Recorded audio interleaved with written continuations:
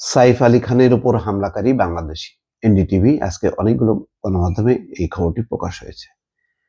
এমনিতেই হলো অবস্থা খারাপ, বাংলাদেশিদেরকে নিয়ে নানা রকম কথাবার্তা ভারতীয় গণমাধ্যমে। তার মধ্যে যদি এই ঘটনা সত্য হয়, এটা বাংলাদেশের জন্য, বাংলাদেশিদের জন্য একটা সাংঘাতিক রকম একটা দুর্নাম, বদনাম এবং নিপীড়নের একটা অস্ত্র হবে।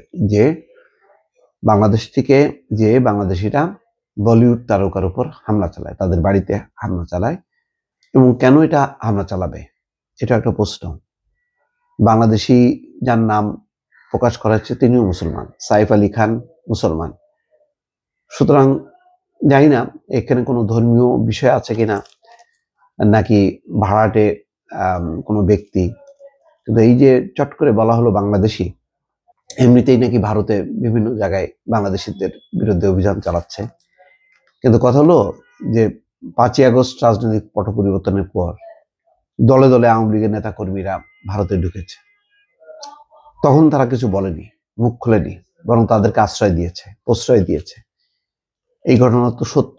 স্বয়ং শেখ হাসিনা সহ তাদেরকে সমাদর, ওবায়দুল কাদেরও সেখানে আছে।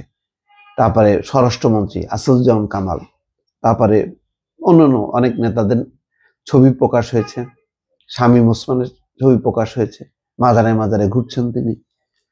এখন বাংলাদেশিদের বিরুদ্ধে অভিযান চলছে, সীমান্ত এলাকায় নানান রকম ঘটনা ঘটছে। চাঁপাইনবাবগঞ্জ এলাকায় তো রীতিমতো হাতাহাতি, মারামারি, বাংলাদেশি আহত হয়েছে কয়েকজন। এইরকম অবস্থার মধ্যে সাইফ আলী খান তার বাসায় গভীর রাতে ছুরিকাহত হয়েছেন, রক্তাক্ত হয়েছেন, চিকিৎসার পর তিনি সেরে উঠেছেন।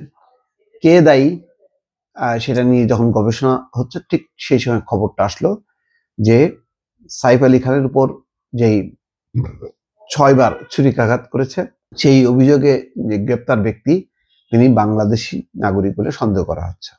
তিনি অবৈধভাবে ভারতে ঢুকেছিলেন এবং কয়েক মাস ধরে মুম্বাইতে বসবাস করছিলেন। খবর এনডিটিভি।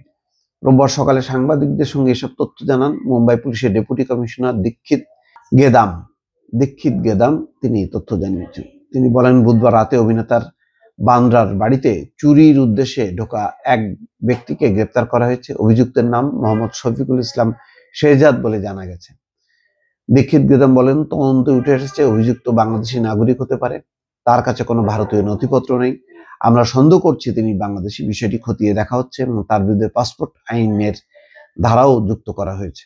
পুলিশ জানিয়েছে, অভিযুক্ত গত 4 মাস ধরে মুম্বাইতে বসবাস করছিল এবং তার নাম পরিবর্তন করে বিজয় দাস রাখেন। তার মানে হিন্দু হলে নিরাপদ, এটাই হলো অবস্থা। মুসলমান হলে সমস্যা। এটা ভারতের প্রত্যেকে এখন অনুভব করেন, মুসলমান নাম নিয়ে চলা যে কতখানি বিপজ্জনক। তিনি একটি হাউসকিপিং কোম্পানিতে কাজ করতেন। তাকে থানের এলাকা থেকে গ্রেপ্তার করা হয়েছে, এখন জিজ্ঞাসাবাদ চলছে। অভিযুক্ত শেহজাদ সাইফ আলী খানের বাড়ির পেছনের ফায়ার এক্সিট দিয়ে ভেতরে প্রবেশ করেন। তার বাড়ির পরিচারিকা তাকে দেখে চিৎকার করে ওঠেন। সাইফ আলী খান যখন তাকে থামানোর চেষ্টা করেন, তখন তিনি ছুরিকাঘাত করেন এবং পালিয়ে যান। আহত অভিনেতাকে দ্রুত লীলাবতী হাসপাতালে নিয়ে যাওয়া হয়। চিকিৎসকরা জানিয়েছেন তিনি ধীরে ধীরে সেরে উঠছেন। তো খুবই দুঃখজনক এই ঘটনাটা, এবং এটা যদি শেষ পর্যন্ত সত্য হয়, এটা বাংলাদেশি সবার জন্যই এটা খুবই লজ্জার ব্যাপার হবে, শঙ্কার ব্যাপার হবে। ভারতের পক্ষ থেকে বাংলাদেশের উপর, বাংলাদেশিদের উপর আরো চাপ তৈরির একটি পরিস্থিতি তৈরি হবে এই ঘটনা। দর্শক ভালো থাকবেন, আল্লাহ হাফেজ।